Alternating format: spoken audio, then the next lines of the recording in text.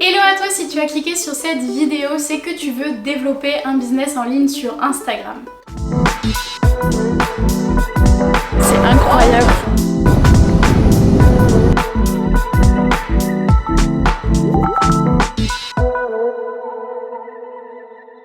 Ça tombe bien parce que je vais te donner tous mes conseils pour que tu puisses développer ton activité grâce à Instagram. Si tu ne me connais pas encore, moi c'est Justine et j'accompagne les femmes à créer une activité sur mesure leur permettant de gagner leur vie tout en voyageant. Je suis présente sur Instagram sous le pseudo de Jutoun où je suis active quotidiennement, du coup je t'invite à aller jeter un coup d'œil et à me suivre. Dans cette vidéo, je me suis dit que j'allais te raconter mon parcours et te donner aussi tous mes tips pour que tu puisses développer une activité grâce à Instagram. Clairement, moi ça fait je pense 3-4 ans que j'ai gagné mes premiers euros grâce à Instagram, que j'ai aujourd'hui vraiment monétisé et je vis grâce à Instagram. Du coup dans un premier temps, je voulais te raconter mon parcours, mon expérience parce que je pense que tu vas pouvoir en tirer pas mal de choses. Pour t'expliquer, j'étais tranquillement en fac de maths, donc j'étais vraiment en train de faire ma licence de mathématiques fondamentales qui n'a rien à voir avec ce que je fais aujourd'hui. Je me suis mise au sport et en fait j'avais besoin d'une motivation, du coup j'ai créé mon compte Instagram et chaque jour je postais une photo de mes pieds, de mon selfie post-sport, juste pour avoir un carnet d'entraînement, rester motivée. Petit à petit, j'ai commencé à rencontrer des gens grâce aux réseaux sociaux, j'ai commencé à grandir ma communauté, mais en fait moi je le voyais vraiment pour quelque chose de personnel et je voyais pas encore tout ce que Instagram pouvait m'apporter. Du coup j'ai continué et finalement je suis arrivée à un point où j'ai rencontré d'autres personnes qui étaient aussi influenceuses sur les réseaux sociaux et qui étaient payées pour faire des placements de produits, et petit à petit ça m'arrivait à moi aussi. Bon, je m'en souviens encore, le premier produit que j'ai reçu c'était des chaussettes de sport, mais j'étais super contente et en fait je recevais tout le temps des messages de marque, j'échangeais avec des personnes et à un moment donné je me suis dit est-ce que j'ai envie de continuer dans la voie, continuer et devenir prof de maths ou faire un autre boulot dans les maths, sachant que j'avais aucune idée de l'orientation que je pouvais faire avec une fac de maths. Et de l'autre côté je me disais attends, là il y a Instagram, j'ai l'impression qu'il y a de plus en plus de marques, il y a des influenceurs, tout se développe vite, tout a l'air de se développer vraiment d'une manière exponentielle. Pourquoi ce serait pas un marché où moi je pourrais aller et potentiellement trouver un job grâce à ça? J'avais encore aucune idée de ce que je pouvais vraiment faire avec Instagram, mais je savais qu'il y avait quelque chose à faire. Du coup on en a parlé avec mes parents et je me suis réorientée en école de commerce. Du coup je faisais pas mal de petits jobs étudiants, donc j'allais distribuer des flyers, j'étais hôtesse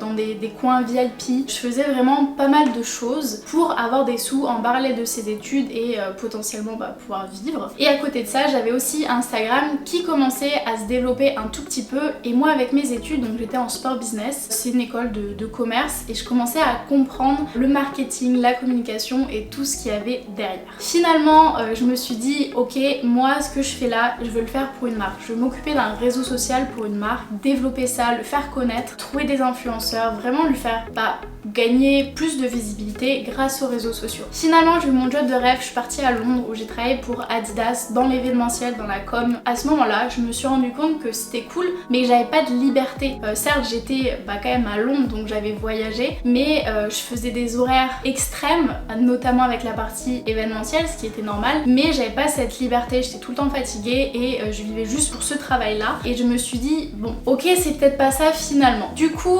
finalement ce qui s'est passé aussi c'est que j'ai été hospitalisée pile à ce moment là, donc quand j'étais à Londres je suis rentrée d'urgence en France pour me faire hospitaliser parce que j'avais une infection pulmonaire qui s'est vraiment aggravée. Bref, je vous évite tous les détails, mais je me suis vraiment retrouvée dans mon lit d'hôpital entre la vie et la mort, donc je savais pas ce qui allait se passer et à ce moment là je me suis dit merde, en fait genre mon rêve je l'ai même pas fait, je savais ce que c'était mon rêve, c'était partir à Bali, et là comme je vous le dis maintenant ça me semble fou parce que finalement j'ai habité 8 mois et c'est vraiment ça qui a été l'élément déclencheur, c'est de me dire ok là si tout s'arrête, ouais j'ai plein de regrets parce que j'ai rien pu faire en fait, parce que j'ai été dans ce parcours là que j'ai suivi, je sais pas pourquoi, parce que tout le monde m'a dit qu'il fallait le suivre et que c'est comme ça, et je me suis juste dit non, tu vas prendre les choses en main et tu vas faire toi ce que tu mérites et ce que tu veux. Du coup je suis revenue et je me suis dit ok ça y est let's go, je vais essayer de me lancer, faire des petites missions, travailler, je me suis réorientée aussi, enfin, pas vraiment réorientée mais je me suis spécialisée dans le digital, et à ce moment là j'étais encore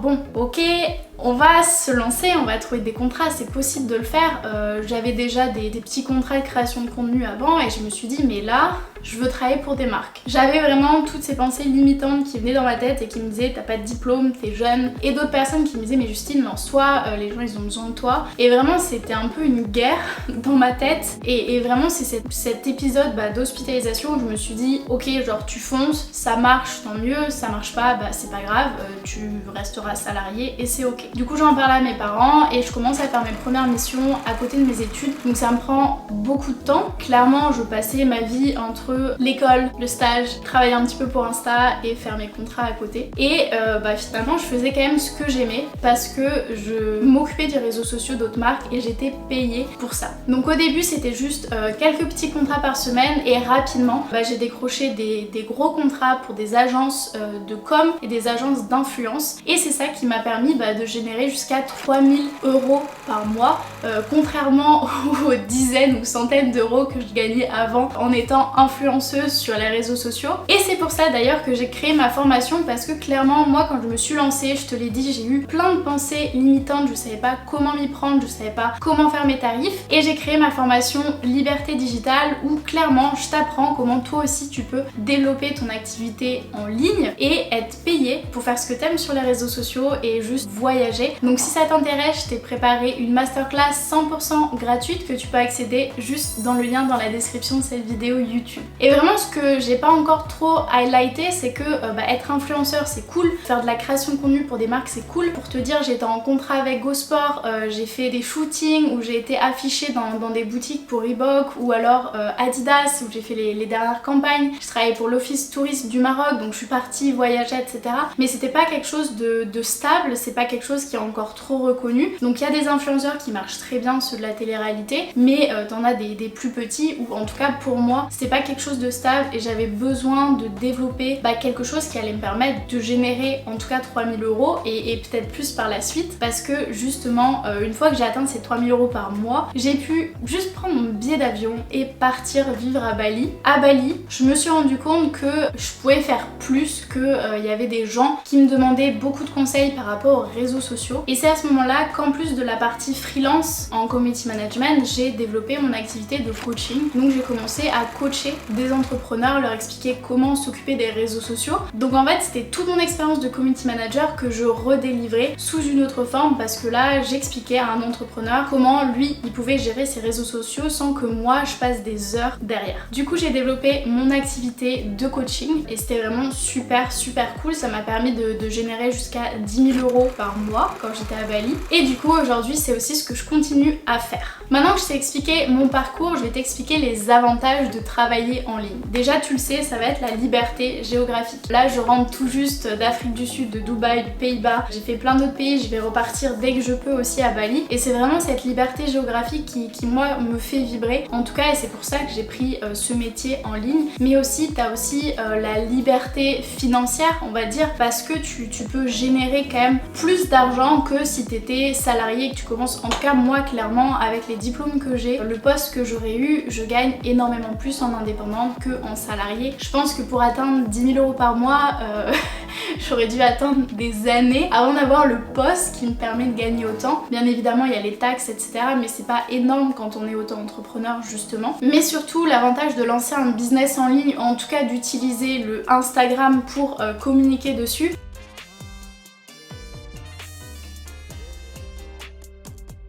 c'est que tout le monde est sur internet, tout le monde est sur les réseaux sociaux et imaginons que tu te lances en tant que community manager comme je l'ai fait, dis-toi qu'une marque égale une opportunité donc tu trouveras toujours quelqu'un pour qui tu pourras travailler, il y a énormément de place et même si tu es une marque et que tu veux communiquer sur les réseaux sociaux, c'est là où tout le monde est et qu'il faut que tu sois aussi. Donc voilà les différents avantages de se lancer, de lancer ton business en ligne parce que surtout tu vas pouvoir être libre et indépendant. Maintenant si tu n'as pas de commerce d'idées déjà en place, place, j'ai quelques petites idées de pistes à te donner. Déjà la première, tu l'auras comprise, c'est être community manager, donc c'est t'occuper des réseaux sociaux des marques, les faire gagner en visibilité, les aider à peut-être apporter du trafic en magasin ou augmenter leur conversion. Mais en gros, t'es juste payé à passer ton temps sur Instagram, faire ce que tu aimes, créer du contenu. T'as aussi par exemple comptable que tu peux très bien faire à distance, tu peux faire du montage vidéo, tu peux faire graphiste, faire des logos à distance. T'as plein d'activités qui se font uniquement en ligne et qui nécessitent en plus juste une partie prospection qui est également en ligne. Et aussi tu as ce que j'ai fait aussi du coup dans mon domaine, c'est être coach. Donc si tu as une passion, une compétence que tu as et vraiment où tu maîtrises, tu peux très bien le transmettre à d'autres personnes qui en ont besoin et tu vas être aussi payé pour ça. Donc ce que j'ai fait moi avec les réseaux sociaux notamment, ou aujourd'hui où je partage mon expérience et j'apprends en fait aux femmes à créer cette activité. Voilà, c'est la fin de cette vidéo, j'espère qu'elle t'a plu, que tu as pu avoir des pistes pour te lancer. Vraiment sur Instagram tu peux te lancer qu'importe ton domaine et développer ton business en ligne. N'hésite pas à liker cette vidéo, n'hésite pas à t'abonner à la chaîne si tu veux plus de conseils pour développer ton activité et devenir digital nomade. Et si tu as d'autres conseils à partager, si tu as lancé ton business récemment, n'hésite pas à nous partager en commentaire. Et je te dis à la semaine prochaine pour une nouvelle vidéo.